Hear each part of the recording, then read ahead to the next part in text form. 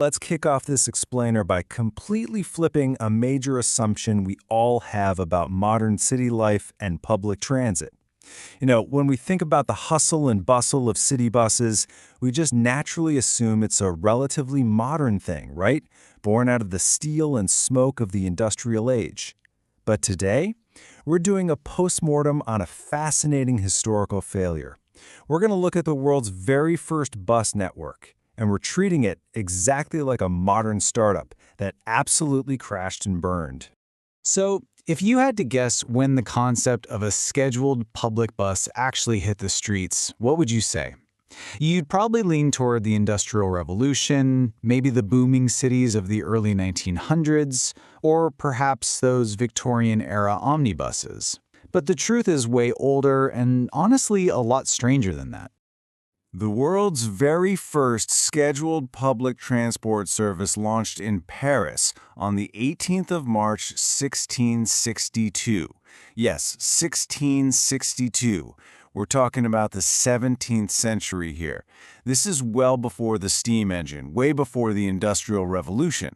Literally centuries before public transit became a normal part of urban living, someone had already drawn up the exact blueprint. Section 1. The Surprising First Bus and Blaise Pascal's Transit Vision. To really wrap our heads around how something this ahead of its time actually happened, we've got to look at the mastermind behind it. It was the brainchild of Blaise Pascal. Yep, the exact same Blaise Pascal you probably know for his groundbreaking work in math, probability, and philosophy, like the famous Pascal's wager. Well, this absolute genius decided to apply his massive intellect to a very practical, everyday problem: urban congestion in Paris. He envisioned a whole system that could move people efficiently and, crucially, predictably through the city. Section 2. A brilliant blueprint. Launching the 662 transit network.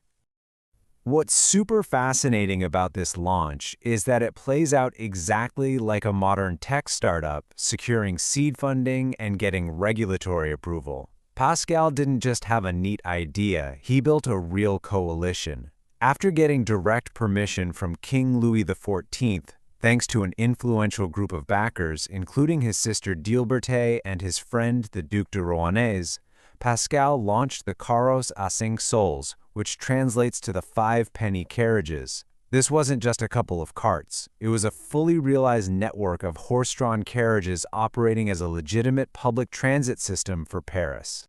And this right here brilliantly illustrates just how insanely ahead of its time the service was. Just look at this 1662 business model. It featured fixed transit routes. It had a fixed, totally predictable fare of exactly 5 sols. And most incredibly, it had a working schedule. Carriages were set to arrive at intervals of 7.5 to 15 minutes. Think about that for a second.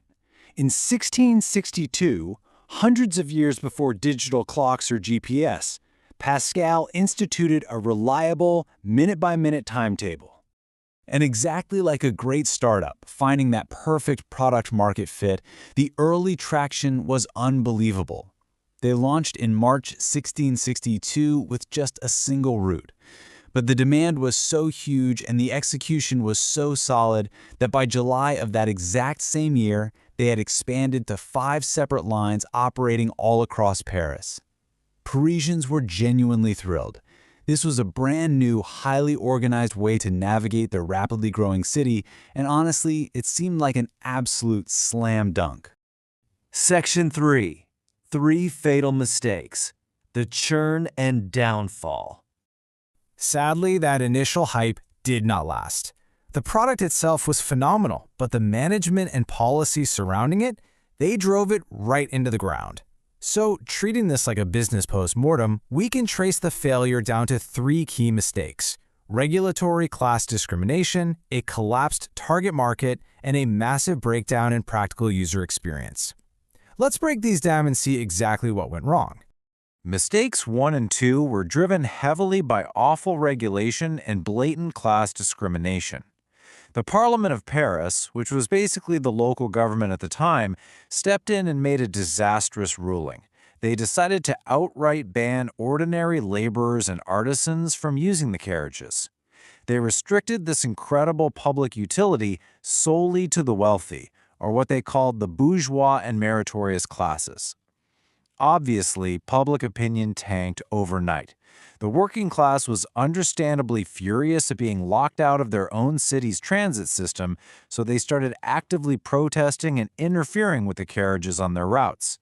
And that led directly to the second mistake, a completely collapsed target market. By shutting out working people, the service turned into a mere novelty for the nobility. But here's the catch. The wealthy already owned private carriages. So once the novelty wore off for this tiny elite group, demand just organically collapsed. As if a shrinking market and angry protests weren't bad enough, the third mistake was purely practical.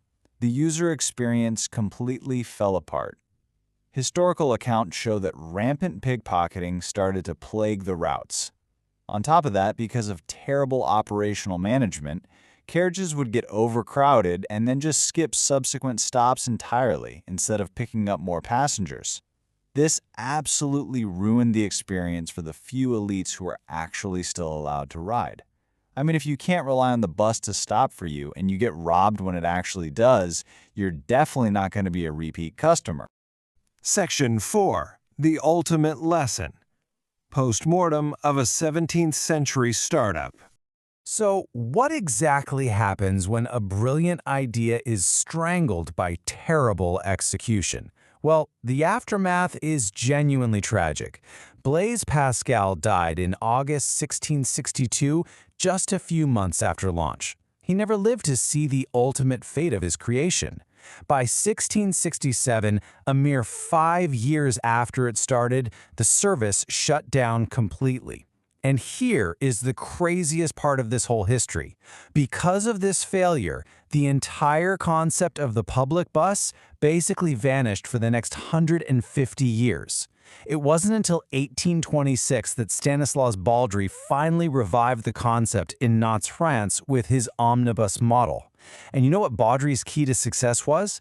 He made it inclusive. He opened the service up to everyone, not just the wealthy elite.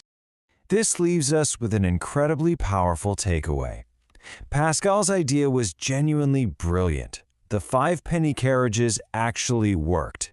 But exclusivity and poor regulatory policy killed the whole thing before it could truly prove itself. It's a really stark reminder that a product doesn't always fail because the core idea is bad. Sometimes it fails entirely because of who is allowed to use it and how it's managed from the top down. And that brings us to our final thought for today. It really makes you wonder how that exact same pattern is still playing out today, doesn't it?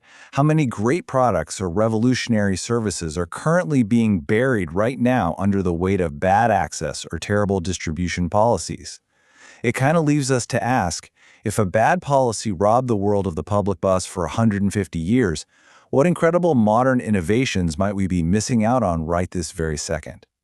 Keep that in mind the next time you see a great idea fail. Thanks for joining me for this explainer, and keep questioning the history behind our everyday world.